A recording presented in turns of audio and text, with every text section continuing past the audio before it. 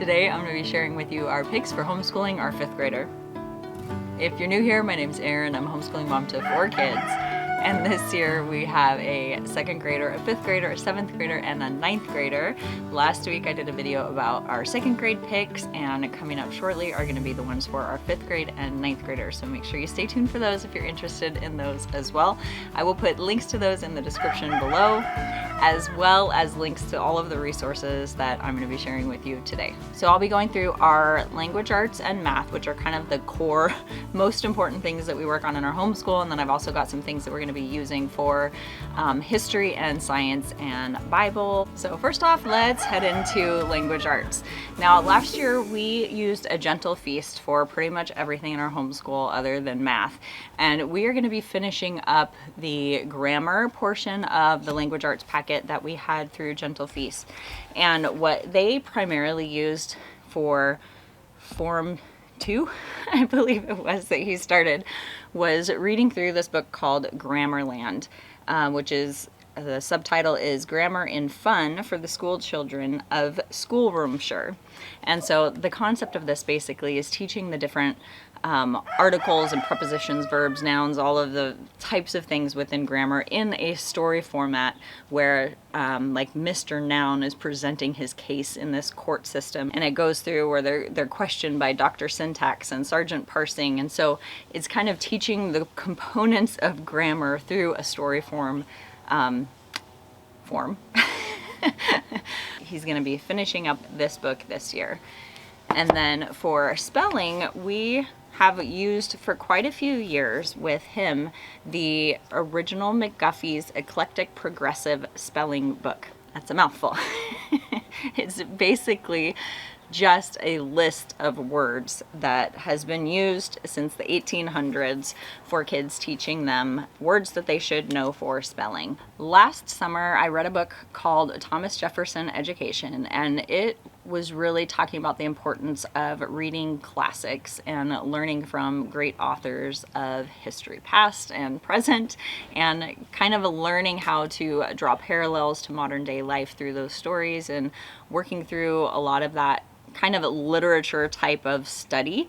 And so I really wanted to add that component to our homeschool this year, studying just classics, books that are really great, and learning how to kind of extract information, extract ideas, learn about the different processes of writing through studying good books. And so I found a literature guide company. This one is called Progeny Press that we are going to try this year. I had each of my kids choose a study guide for a book that sounded interesting to them off of their website. My 5th grader chose A Wrinkle in Time. So we have the book, he will read the book, and then this study guide helps walk you through different things with literature, as far as things like finding out background on the stories and authors, vocabulary related to the stories, content kind of questions, literary analysis and terminology, writing techniques, critical analysis of questions to help them consider and analyze intellectual, moral, and spiritual issues in the story, and help weigh them with reference to scripture.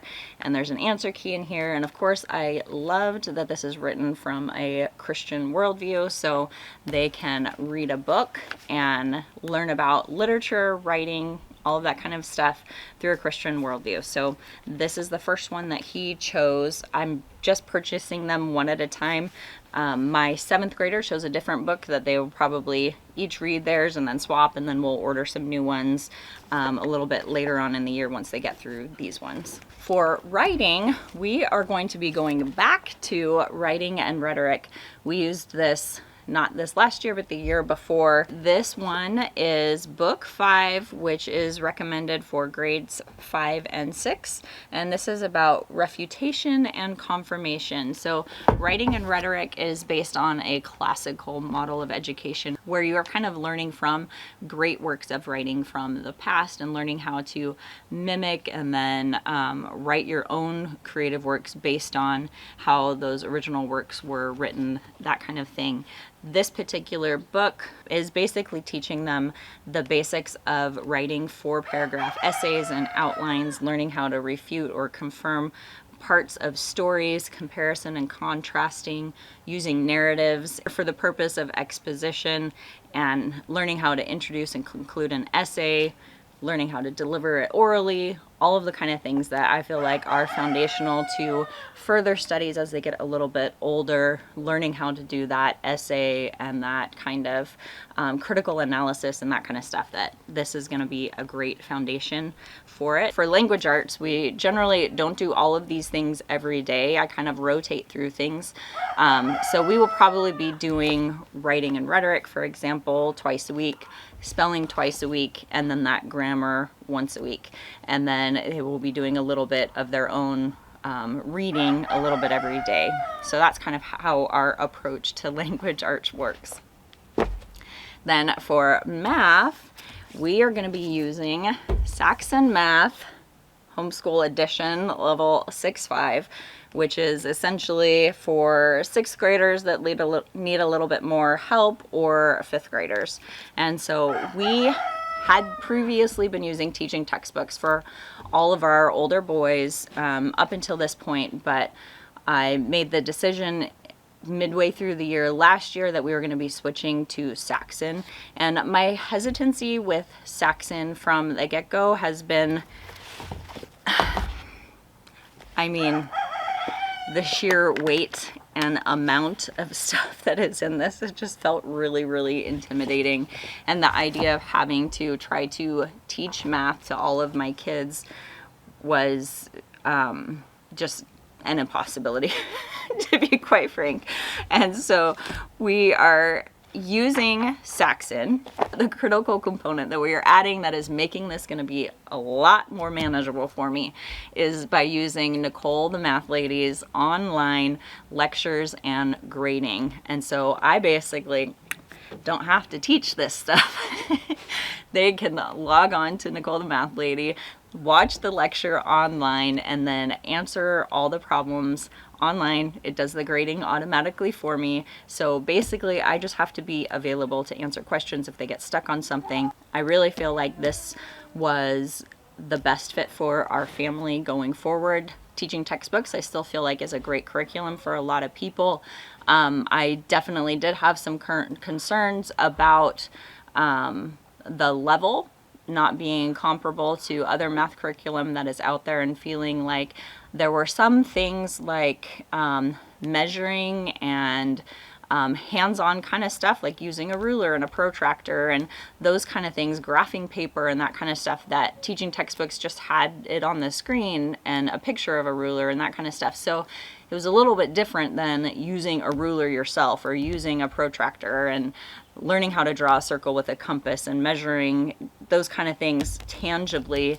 I felt like that was missing that component. My youngest son, he just really wanted something that was going to be a little bit more black and white, so to speak, without the extra frills and the fun things that teaching textbooks has. He just wanted to be able to open it up, do it, and be done and move on. And so I think Saxon is going to be a great fit for him in particular going forward. Okay, so I have mentioned as well that we are going to be finishing up A Gentle Feast Cycle 1. I recently did a whole video all about A Gentle Feast that I will link in the description below. In a nutshell, A Gentle Feast is a Charlotte Mason homeschool curriculum that essentially covers every subject that you need for homeschooling except for math. Each cycle provides the lesson plans for all of your children from elementary up through high school. It's a really great all-in-one curriculum. This one we started last year, but we didn't get through the whole thing, so we are going to be going back to this and finishing up the readings that it had. Particularly, we were really focusing on the history and science components that were in here. We will continue with geography as well. So this kind of ends with early American history, the colonies, Native Americans, that kind of thing. We're going to be doing a study on the Pilgrims, and then we're going to jump into reading America's history that covers 1776 to 1791, so the founding of America. This is from the Tuttle twins. My kids honestly have probably already read like half of this just because they liked what it looked like. But this is kind of a more story format book teaching the history of the founding of the United States of America. So it talks about the battles and information about the founding fathers, but it's really teaching about how America was set up and about how important the Constitution is and how that was such a landmark document in the course of the world and how important it is for us to know that and understand it. It gets into more of the things of like understanding the Continental Congresses, the Declaration of Independence, the Articles of Confederation, economics, foreign policy, a lot of things that you don't necessarily learn about in a lot of traditional history curriculums. This is going to cover a lot of that kind of stuff. This one is called Herodotus on the Road to History. So it's basically a living history book, story format of Herodotus, who was like the first person that wrote histories way back like in the 400s BC. So this is kind of a story of how the recording of histories kind of came about. So it talks a little bit about ancient history in here, which we haven't done a ton of ancient history, so I like that we're going to be including this component. And then along the lines of the history stuff, one of the things that we have used for a couple of years are these history timeline notebooks. And this is basically where when they are reading something in their history lesson, like one of these type of books, they would then open up to the page in their Book of Centuries, which is what it's called in the Charlotte Mason philosophy, and write down significant events that they learned about on the page that it covers. So they just kind of make a note about right in here, Saladin begins his journey to Jerusalem. He had learned about that last year.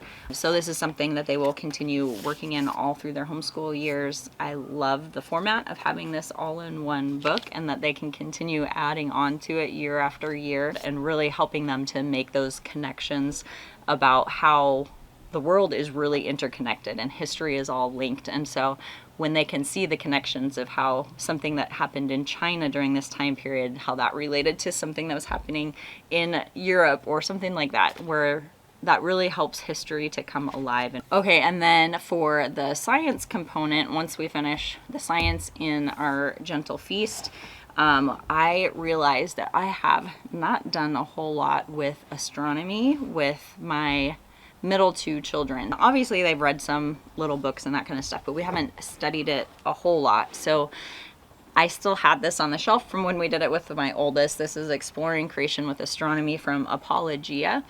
And I'm normally not a huge fan of a textbook kind of format for lessons, but there is such a lot of great information in this particular one.